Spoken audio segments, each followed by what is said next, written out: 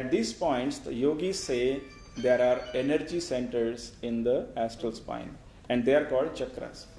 So you have the coccygeal plexus, the coccygeal chakra, which is called the Muladhara chakra, right at the bottom. Above that is the Swadhisthana, which is opposite the genitals. Then you have the Manipura chakra, which is opposite the navel. Your Anahata chakra, opposite the heart, behind the heart. Vishuddha chakra, behind the root of the neck. And then the medulla, which is the Agnya chakra, and the Sahasrara. So, when we are circulating this energy through these chakras, these higher centers of consciousness, they get activated. And through that, several things happen. Again, if you want more details about how Kriya Yoga works, I would suggest that you read the book Autobiography of a Yogi, which was written by Paramahansa Yogananda, where there is a whole chapter on the science of Kriya Yoga. There he tells us that normally the human brain takes several million years to gradually develop over several incarnations to be able to manifest God consciousness, omnipresent consciousness. See, the normal human brain is limited in its capacity because its full potential has not opened up. But through yogic practice, its potential can be maximized. And that is the human evolution. Gradually, over incarnations, we progress. We become better and better, better and better. So that is a very optimistic thought. But it is a very slow pace. Through Kriya Yoga, through this pranayama, the pace of evolution is hastened. It is speeded up. And then it develops our intuition. We'll talk about that later. It gives us an experience of inner joy. See, in a few slides back, I said one of the reasons why we don't seek the joy within is because we have no comparison. Nobody has told us that this joy is there. But when you practice a technique like Kriya Yoga, you immediately experience the joy within and you get immediate proof. Yes, what these yogis are talking about, it is true. This joy does exist. And it is a joy which is incomparable. There is no such joy in this outer world. But it takes commitment. It takes giving time for meditation. And by some technique, which we won't go into detail, this Kriya Yoga also changes the habit patterns in our brain. And it very quickly allows us to overcome our habits, our personality traits. Like if you have a very angry personality, you find that as you practice Kriya, you are becoming more and more calm. You are developing more empathy and sympathy for your fellow men. You are feeling a sense of love for others. It happens without you realizing it. Your personality changes. Very briefly about evolution of life.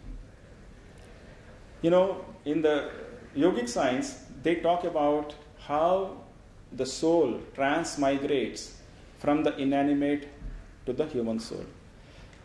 Initially, the soul is in the minerals. There is no sign of life. Then it transmigrates to plants. There is life.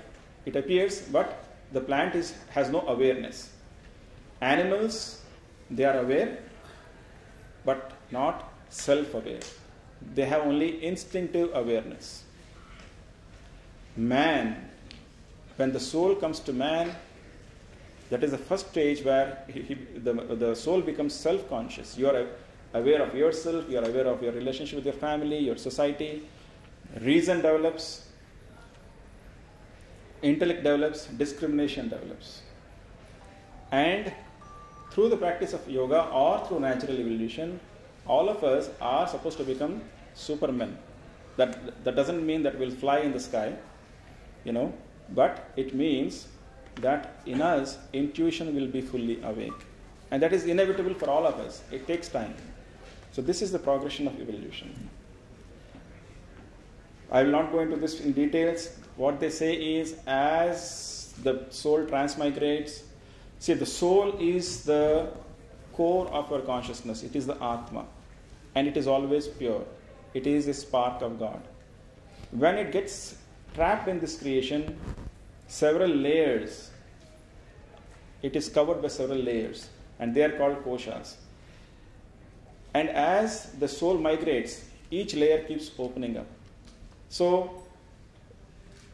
the first layer to open up is the Annamaya Kosha, then Pranamaya Kosha, then Manomaya Kosha. So gradually, as each kosha opens up, the soul migrates from mineral to plant, from plant to animal, from animal to man, and from man to Superman. So right now, in the human being, the Manomaya Kosha is open, but the Jnanamaya Kosha is not fully open. That means he has access to some amount of knowledge, but not full knowledge. So let us talk about how man relates to this world. How does he acquire knowledge? We have only these 5 senses to depend upon. All the scientific progress we have made is by extending the powers of these senses. With the physical eyes, we can see only that far. With the telescope, we can see very far. With the microscope, we can see very tiny objects. But ultimately, it is the eye. We are extending the power of the senses. Similarly, our human ears can hear only so many vibrations. If you use radars, microwaves, so there are, you can hear maybe very subtle sounds also. But again, it is the ears. You have extended the scope, the range of these senses. But we have not found another means of acquiring knowledge. So one is pratyaksha, direct observation, either through just these naked senses or using some apparatus, some equipment. Second is inference. We do not know about black holes. We haven't seen black holes. But we infer because of the gravitational pull of a black hole and the wobbling of the planets and stars around it. We can infer, and pretty accurately, that even though black holes are not visible, nobody can photograph it, they exist. That is inference. So these are the only 2 means of knowledge we have. But the yogis say that there is another form of knowledge, which is agama, that which comes of its own, agama or intuition. And that is the basis, that is the faculty which the practice of yoga develops within us. And all of us have it. In fact, it is through this power of intuition and intuition alone that we can say that we had a deep sleep. Because in that state of deep sleep, all our senses are inactive, they're quiescent.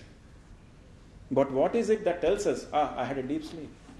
So that means there is a faculty within us which exists other than these 5 senses. And that is faculty of intuition. One has to experience. I'm sure many of you have experienced hunches. You are thinking about someone and you feel that this person is going to come tomorrow, and he does land up. Isn't it? Things like that happen. We are able to sometimes predict things. And I never used to believe that, even after I came onto this path, because I needed proof. And it happened in a strange way. One day, I had a very deep sleep, and I woke up. And the first thought which came into my mind was, today is the Indo-Pak final in the Asia Cup. In 1982, there was the final between India and Pakistan. And as you know, any match between India and Pakistan is a war, isn't it? So I was very keen on watching this match. So as soon as I woke up, the first thought which came was, today is India-Pakistan final, and let us see who wins. And immediately, this strong thought, an unshakable, this conviction came in that India is going to lose pretty badly. And it was as if somebody has spoken in my mind, and I just couldn't shake it. And I disregarded it because I did not want India to lose. But it was still there. That thought was still coming. So I said, forget it, there's nothing. But that was the first time I had that strong intuition, without any, out of the blue completely. Then we sat down and started watching the match. The first goal was made by India. And I was very happy that whatever my mind was telling me was wrong. But after that first goal, Pakistan made 1 goal, 2 goals, 3 goals, went on, to make 7 goals. It was a disaster, one of the worst defeats we ever had. And to date, I'm still, whenever I think of it, I get goosebumps. I said, how did I come to know? And that was the first experience I had. And it was very trivial. I mean, I wish I had intuition when I was going for an exam so that I knew what questions were going to come. But I did not have that. But it gave me proof that this is possible. This is possible. So this intuition exists.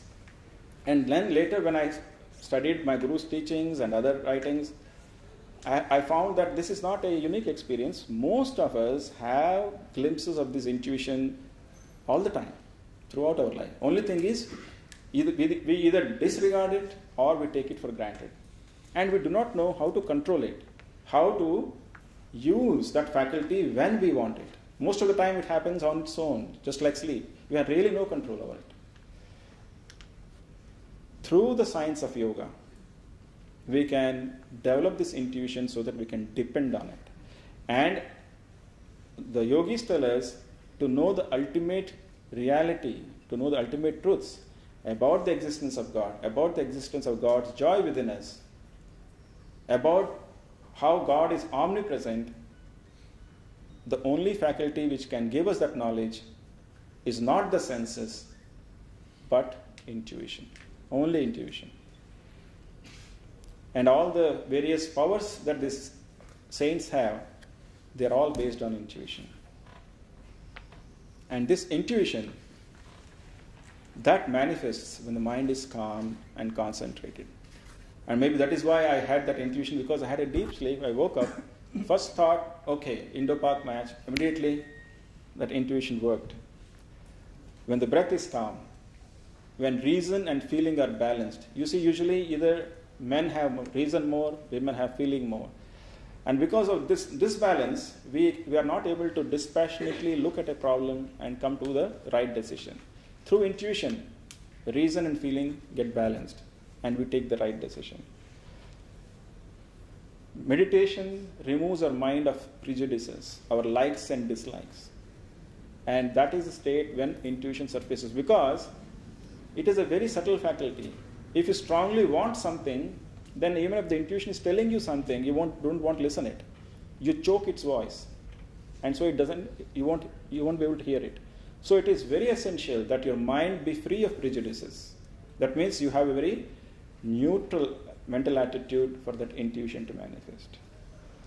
Your mind should be free of desire, because again, desire prejudices it. You want a particular solution, so even if the intuition is telling, no, this is not correct, you won't listen to it. So yoga gives you that freedom from desire, a state in which that intuition can manifest. And through intuition, you can expand the consciousness beyond your body. Now, this person is Dr. Andrew Goldberg. And these are screenshots I took from a movie which came on our Guru's life, Awake the Life of Yogananda. And this person, he is a pioneer in a new field of science called neurotheology, in which the scientists are trying to find proof of the existence of God through the study of the latest developments in neurology. And this is what he has to say. He says, when we meditate deeply, changes take place in the brain.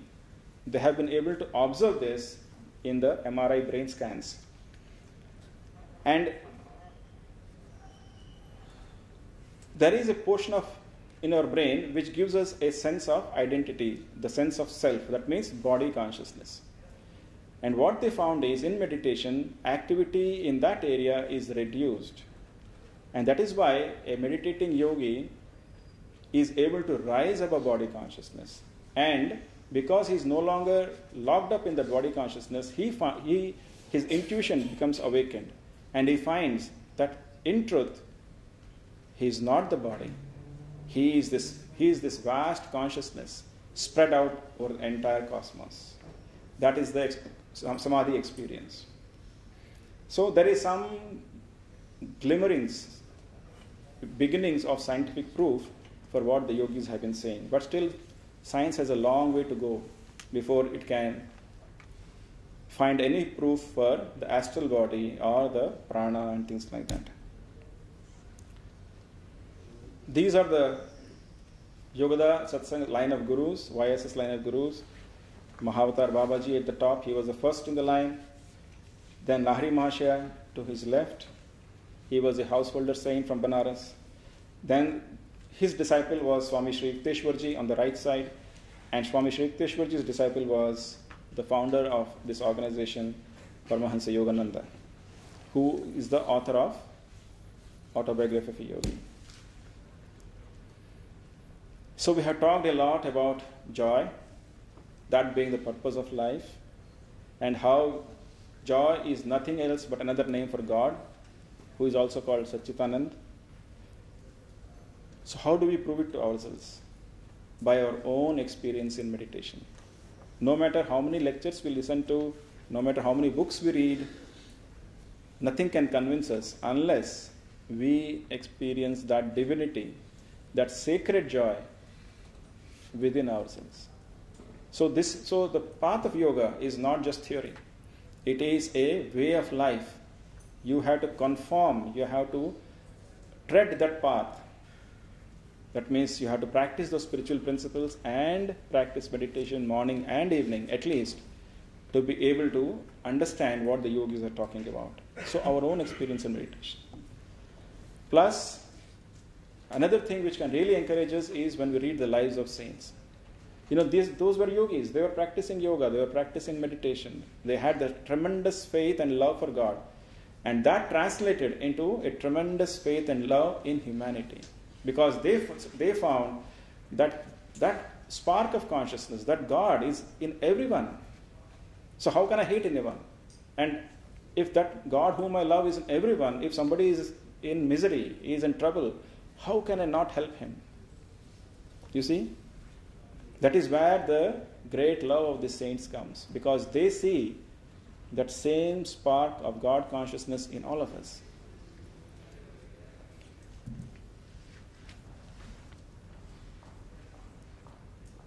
And already we have taken a lot of time, so I will not go through the story.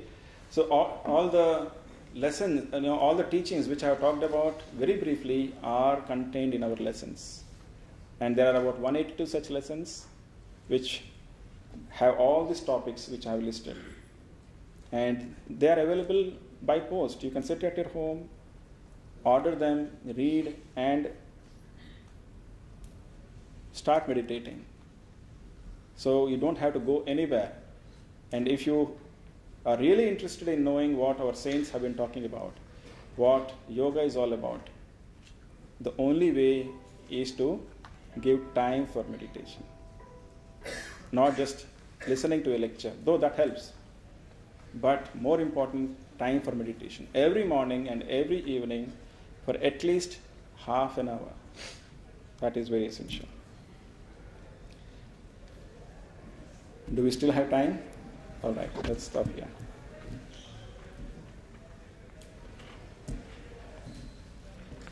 So in short, I would like you to, maybe we can have, if it is possible, to arrange for another session sometime where we can have a guided meditation. Because as I said, the path of yoga is a path of meditation. And it is a practical path. Unless one sits and meditates, one cannot experience that divinity within. So next time we can go through certain very basic exercises in meditation whenever we can find an opportunity. But if we don't have to wait for that, you can find all the instructions in the lessons. And those of you who are interested in knowing more about this, or you want to apply for the lessons, right after this, right now, the volunteers from organization are here. They can help you in enrolling for those lessons. And with this, I end my talk here. I am deeply grateful to all of you once again for giving your valuable time, and it is my ardent hope that you have benefited from this talk. Thank you so much.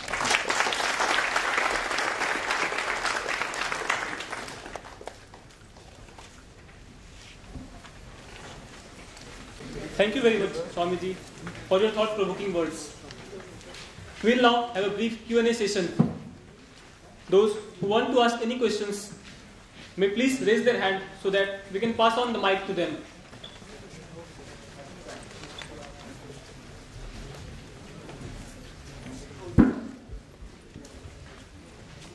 Yes.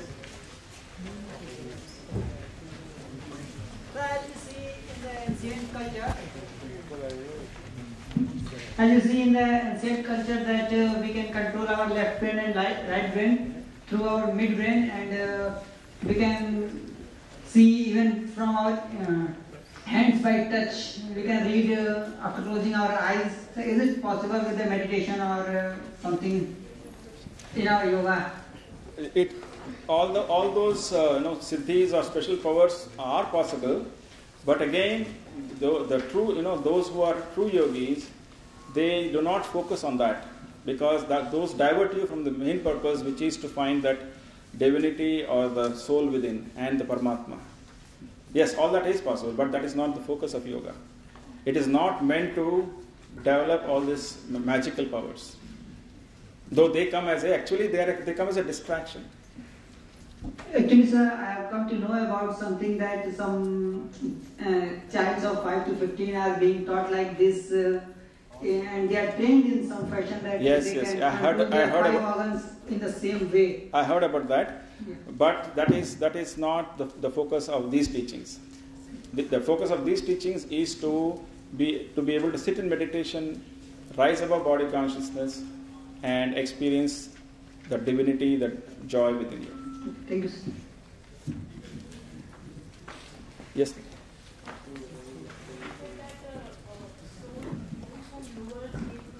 Yes. Yes.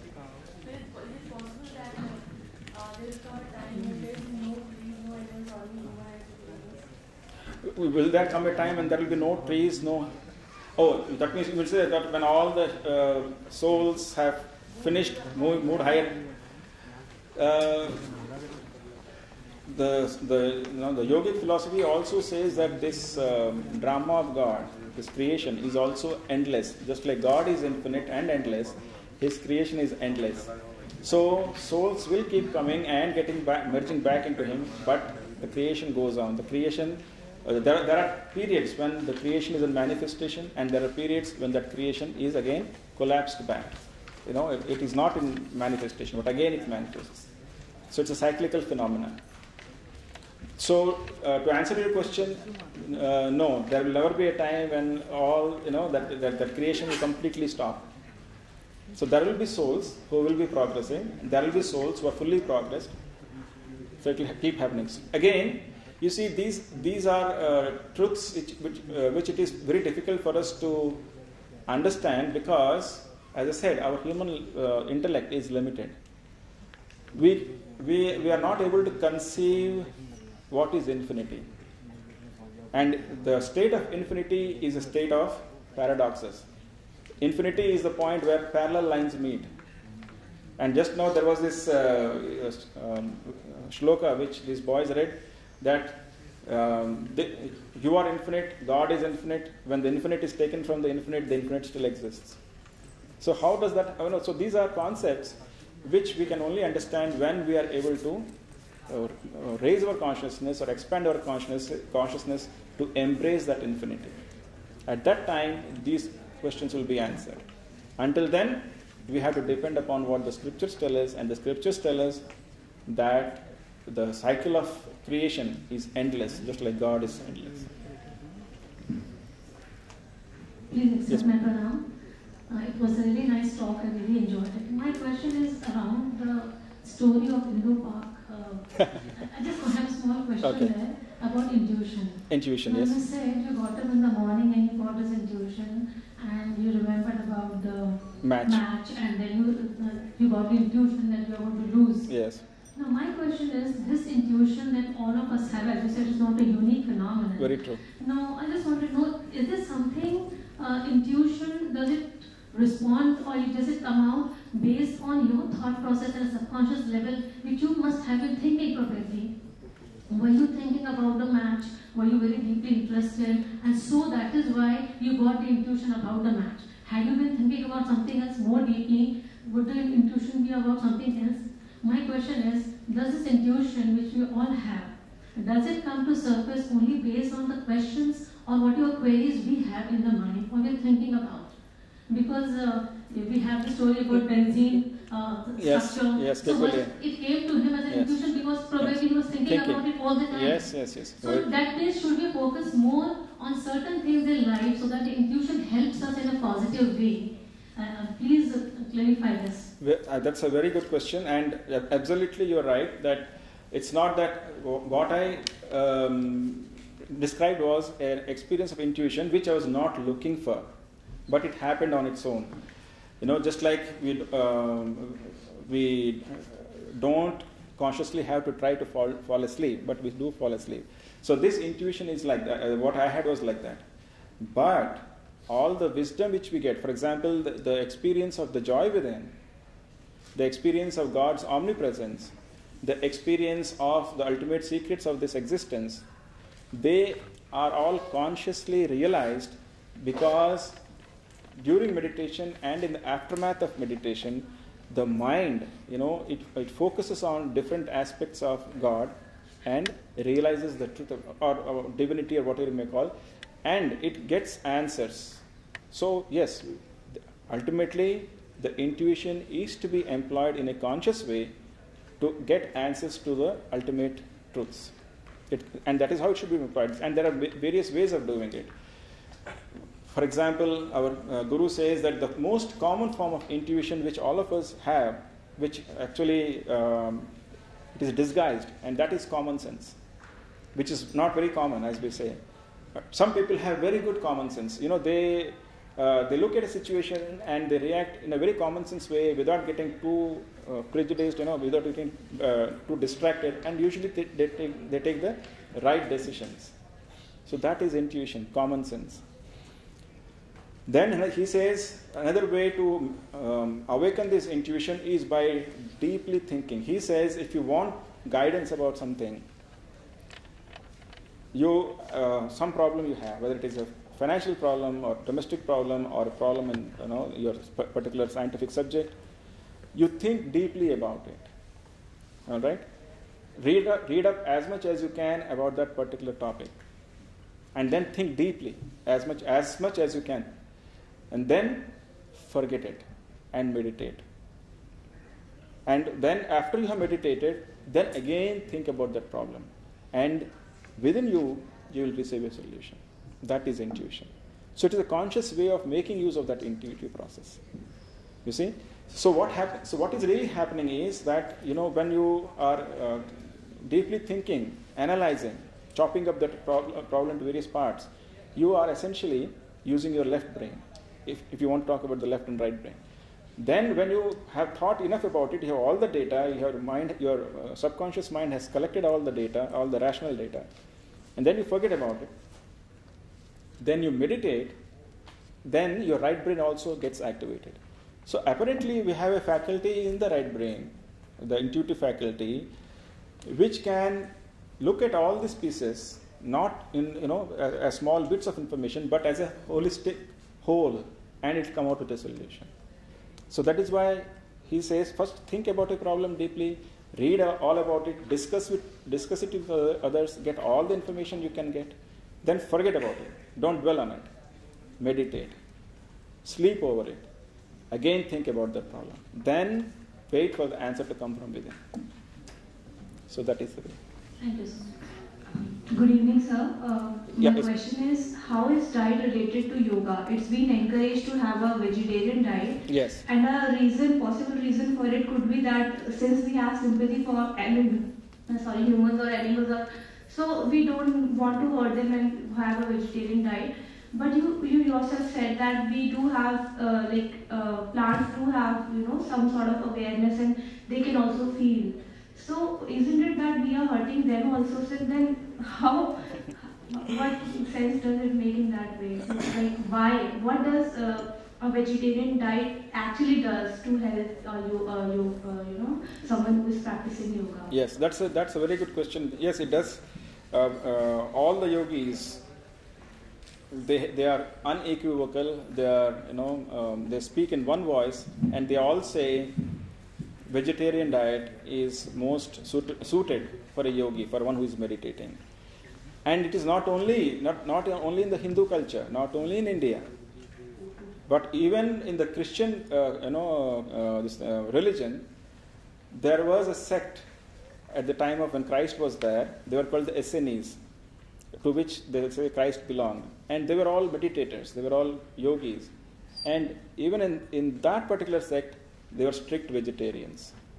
So apparently there is, the yogis found, or anyone who is meditating, they find when you eat non-vegetarian food, it creates disturbance in your mind. It makes your mind more restless. And that is why they say better to stick to vegetarian diet. Now our Guru tells the reason for it. We may or may not accept it, but he says plants, yes, they may have some awareness, but it is a very low form of awareness, and there is no fear when a plant. And also you should also understand, when a plant is putting out fruits,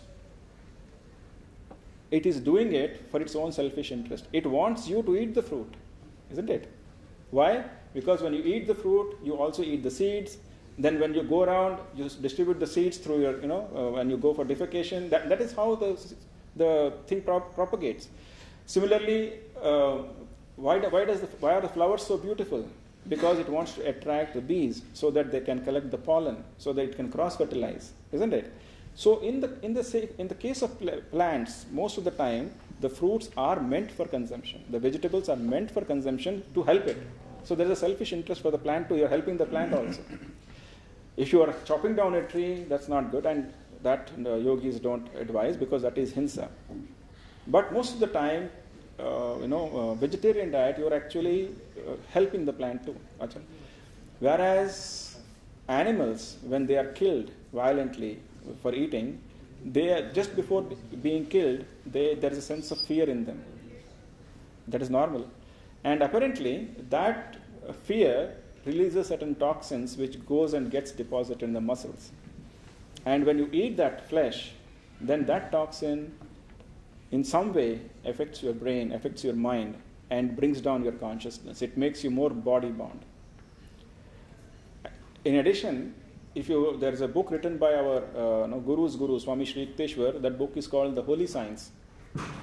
And in that, in the introduction to that book, he has very clearly given the biological reasons or the biological evidence which proves that the natural diet of man is a vegetarian diet. You see, nature has created each body for a particular kind of food. And if you look at the structure of a carnivore, that is one which is meant to eat meat, it has sharp claws so that it can catch its prey. It has very sharp canines so that it can tear the flesh.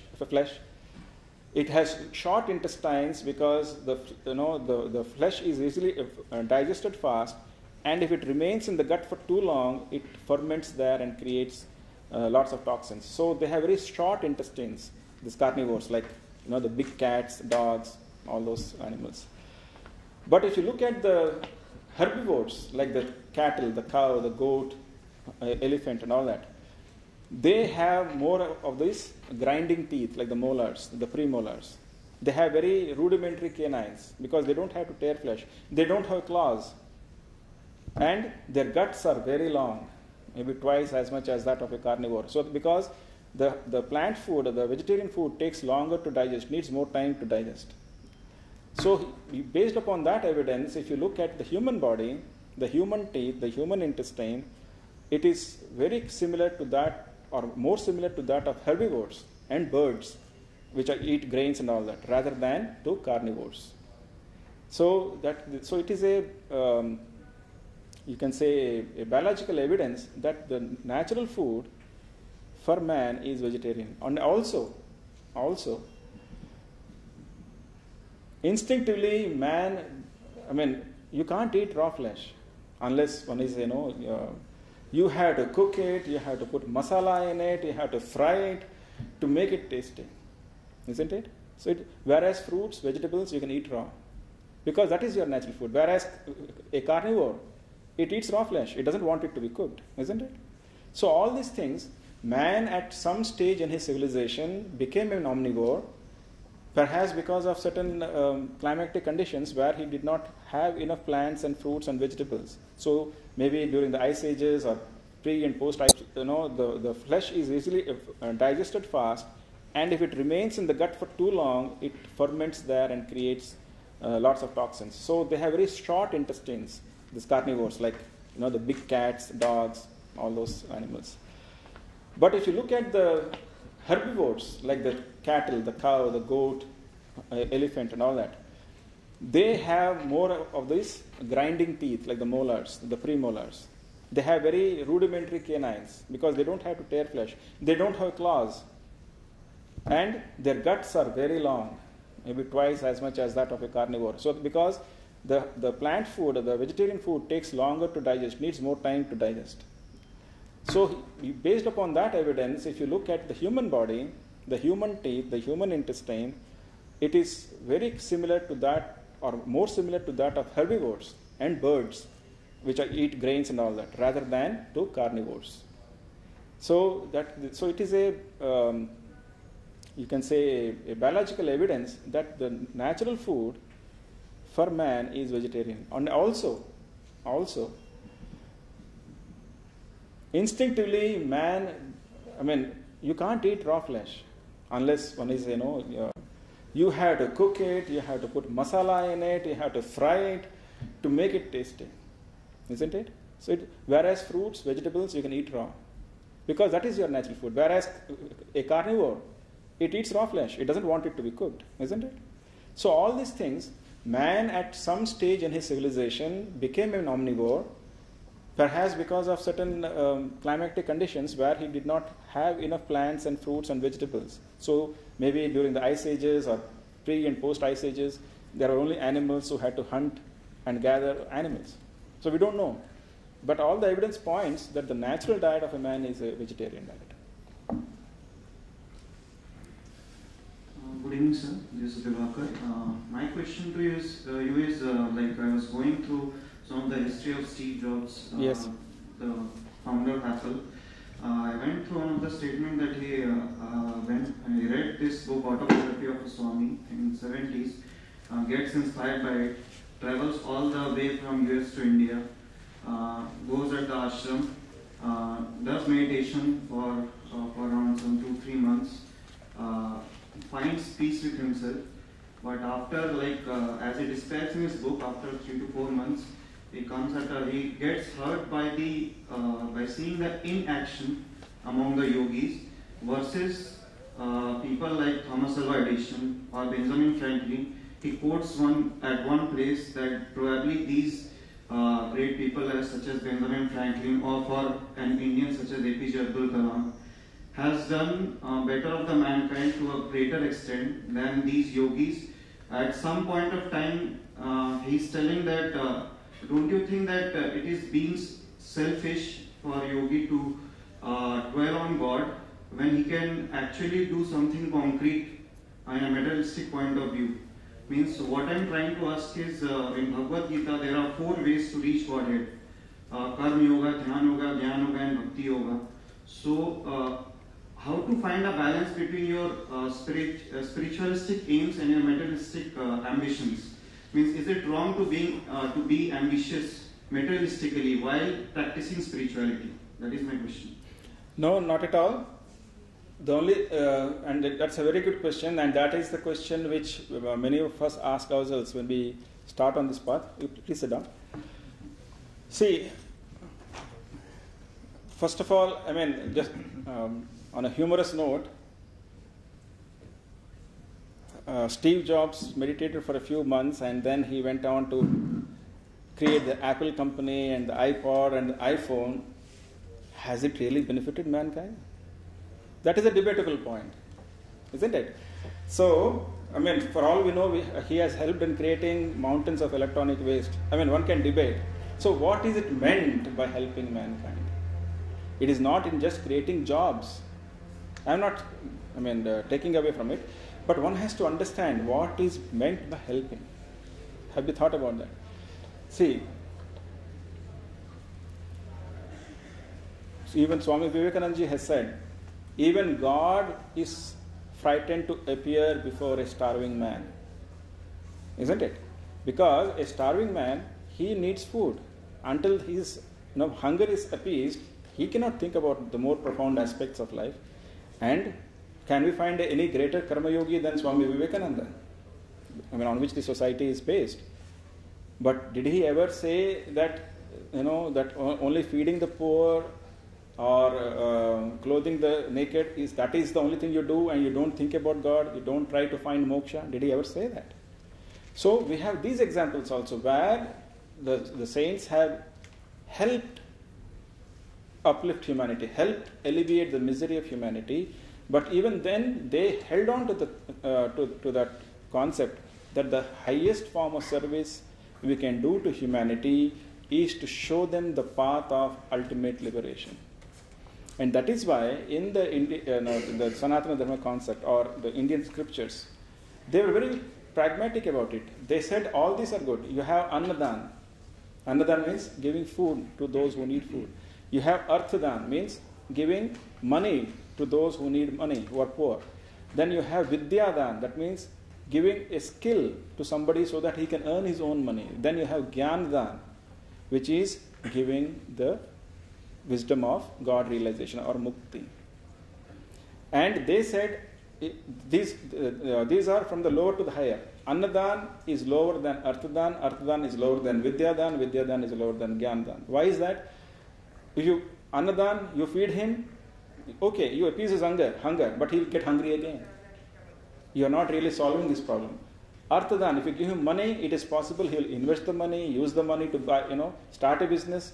So you don't have to feed him every day. You have shown him a way by which he can feed himself.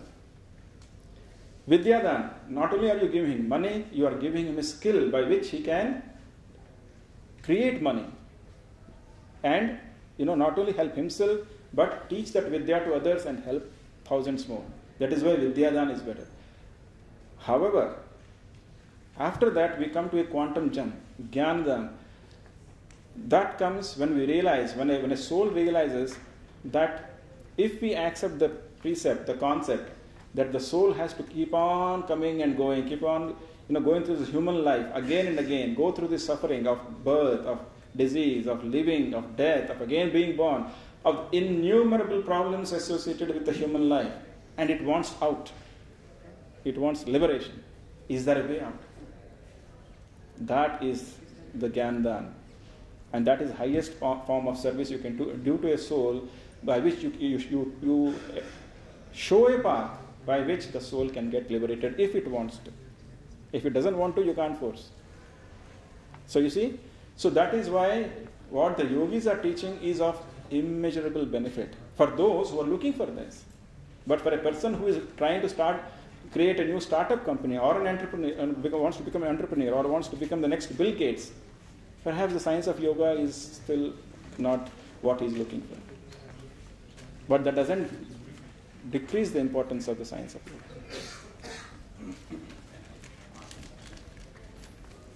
These are such powerful concepts. Why they are not introduced parallel to when we start off in our process? That is because we are deeply hypnotized and enamored by the Western form of education. But otherwise, previously, all these concepts were indoctrinated, were drilled into children, in the gurukuls. So, but of course, in India, the problem with gurukuls was it was caste-based. Only Brahmins were allowed, or only higher castes were allowed. That is a different aspect. But in the gurukuls, all these concepts were indoctrinated, were taught. Why not now? Why not now? Yeah. That is because the overall importance of this kind of education, or the need for this kind of education, has not yet been felt by the masses yet. It will come. In time will come. So what's the process of meditation? Okay. The purpose of meditation? Huh? Oh, the process of meditation. I wish we had time I was trying to, I was hoping that we'll have time to lead all of you in a brief session of meditation, but that's not to be. But the process of meditation, I can't tell you. I'll have to lead you through it.